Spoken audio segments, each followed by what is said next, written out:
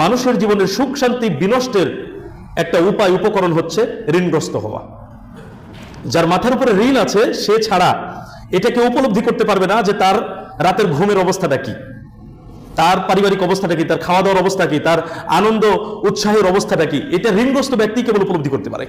যার ঋণ নাই সে যে কি পরিমাণ সুখে আছে, লবণ দিয়ে যদি সে খাবার খায়, ভাত খায়, তবুও অন্তত সে রাতে আরামের সাথে বিশ্রাম করতে পারে। কিন্তু যার কিস্তি আছে, যার ঘাড়ের উপরে ঋণ আছে, তার জন্য ব্যাপারটা এত সহজ নয়।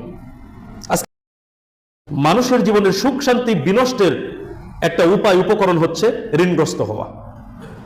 যার মাথার উপরে ঋণ আছে সে ছাড়া এটাকে উপলব্ধি করতে পারবে না যে তার রাতের ঘুমের অবস্থাটা কি, তার পারিবারিক অবস্থাটা কি, তার খাওয়া দাওয়ার অবস্থা কি, তার আনন্দ উৎসাহের অবস্থাটা কি। এটা ঋণগ্রস্ত ব্যক্তি কেবল উপলব্ধি করতে পারে।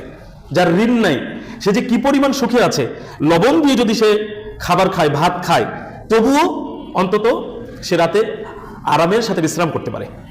কিন্তু যার কিস্তি আছে, যার ঘাড়ের উপরে ঋণ আছে, তার জন্য ব্যাপারটা এত সহজ নয়।